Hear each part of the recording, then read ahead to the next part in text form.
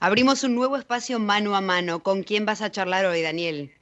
Bueno, el gusto de saludar a la doctora en bioingeniería Emilce Moller. Buen día, doctora, ¿cómo va? ¿Qué, Un qué gusto. tal? ¿Cómo estás, Daniel? El gusto es mío de hablar nuevamente con vos.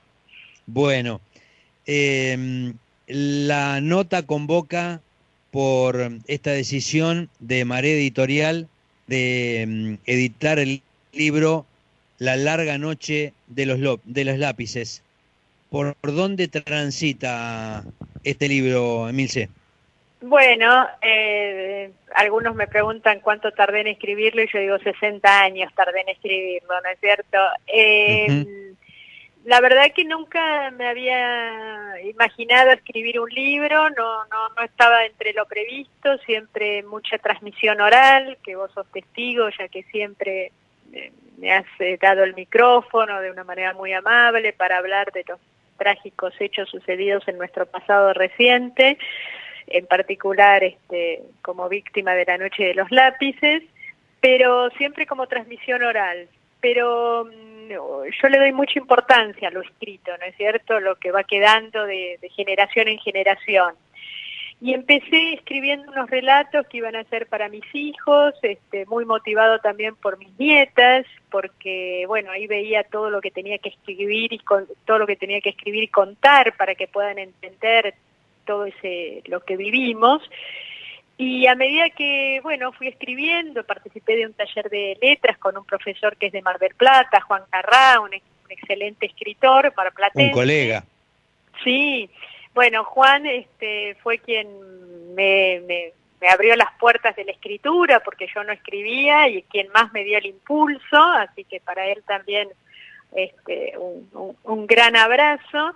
Y, y me dijo, cuando tenía una serie ya de un material, me dijo, este es un libro, y ahí también nombro a otro querido periodista que es Martín Granowski, un amigo, me atreví a darle el material y fue él el quien me dijo, esto ya lo mandás a un editorial porque es un libro, y bueno, fue Marea Editorial, muy generosa, quien le pareció interesante también, y le dimos forma, en donde no van a encontrar demasiadas cosas nuevas respecto de los hechos históricos que uno ha contado, pero sí el registro es totalmente distinto a las entrevistas que vengo dando, a los reportajes o a los relatos que hago, en los testimonios en los juicios, ¿no? Está contado desde un punto de vista intimista, con tiempo, vamos a decir, que a veces en las entrevistas no se tiene, y desde la cuestión de muchos sentimientos, que me atreví a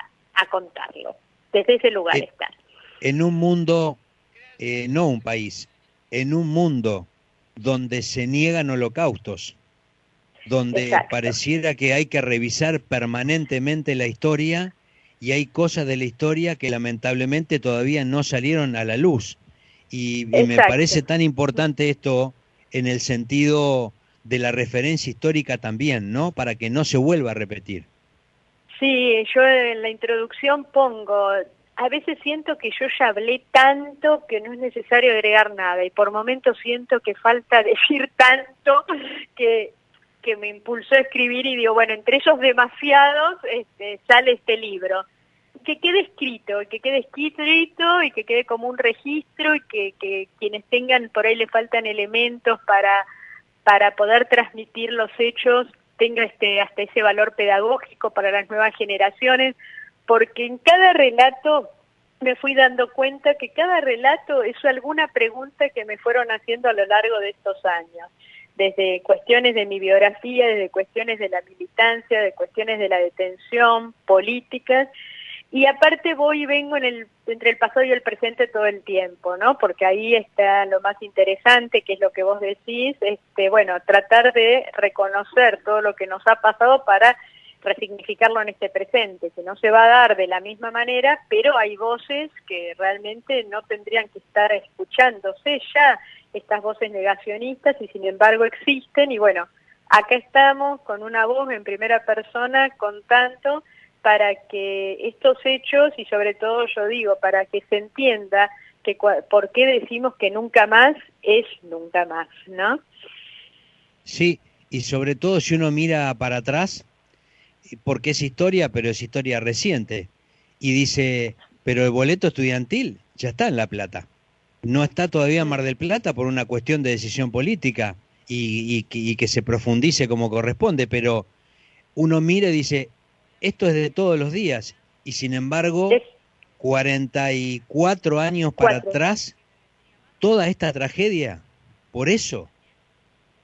Sí, y bueno, y aparte, bueno, justamente, y yo aparte reivindico que siempre lo hago, que éramos militantes políticos y demás, pero en un contexto en donde no se te permitía hacer política, ¿no? Esa fue, siempre digo, los equivocados, a veces me preguntaban si te equivocaste, no, los equivocados fueron ellos, que no permitieron que jóvenes, que por sus características, siempre los jóvenes interpelan, discuten, transgreden, pasó lo que nos pasó. Y lo más importante es marcar nuestro presente, ¿no? Como para que nunca más ocurran estas cosas, y lamentablemente todavía en democracia seguimos teniendo, hoy, bueno, estamos justamente con las zozobras esperando la definición de la autopsia de Facundo, y una madre otra vez sufriendo, una madre que estuvo días hablando de su hijo desaparecido. Entonces me parece que son cosas que todavía tenemos que trabajar. Tuvimos el caso de Santiago Maldonado y una estigmatización muy fuerte de la víctima. Entonces, me parece que son todos casos que tenemos que seguir pensando qué nos pasó como sociedad, y ahí yo lo que trato es justamente de desmenuzar todo ese tipo de cosas y mostrar que yo era una chica común, una piba común de La Plata, y como cualquier otra, que en ese contexto pasó lo que nos pasó. Sí. Y ahí cuando uno se pone más en el lugar humano, por ahí quizás tenés esas empatías y ves que, bueno, te puede pasar, vamos a decir, no es la tragedia porque estamos en otro contexto, pero pueden pasar cosas muy, muy complicadas. Sí, y me quedó porque lo leí no hace mucho, pero sí hace mucho, comentabas en una nota en otra radio, el día que fuiste hasta la playa cuando tu familia decidió venir a vivir a Mar del Plata. Y lo Sí, que significó estar de cara al realmente, sol sí. después de repensar lo que había pasado. Sí, eso cuando, bueno, justamente fue que cuando se empezó a hablar en la época de la cuarentena y muchos lo vinculaban con el estar preso y demás, yo respetaba todas las sensaciones, ¿no? Pero bueno, yo tenía otra sensación, tenía la verdadera de la de estar presa en serio, y lo que es un rayo de sol cuando estás preso en un patio, que vale tanto. Y entonces en la pandemia, que podía quedarme en mi casa con toda la libertad, yo no lo vivía como algo preso, sino como un resguardo a mi salud, y eso lo valoraba mucho, ¿no?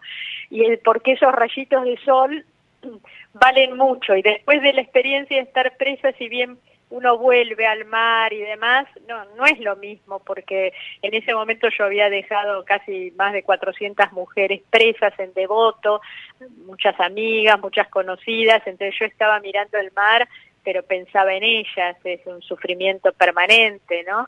Entonces, todas, si bien uno disfruta, y yo soy una agradecida a la vida, y vos me conocés que soy muy, muy alegre y demás, pero bueno, son experiencias que te marcan, ¿no? Que te marcan y que te hacen ser más solidaria y pensar en tantas otras personas que están privadas de libertad o que sufren y demás. Y bueno, uno lo vivió y sabes lo que es eso. Entonces siempre tratar de pensar un poco más solidariamente. Milce Moller, muchas gracias por este No, mano a mano, y personalmente celebro que los lápices siguen escribiendo. te agradezco muchísimo, y bueno, cuando leas el libro me harás tus comentarios, que siempre han sido tan apropiados. Hasta cualquier Un abrazo momento. grande.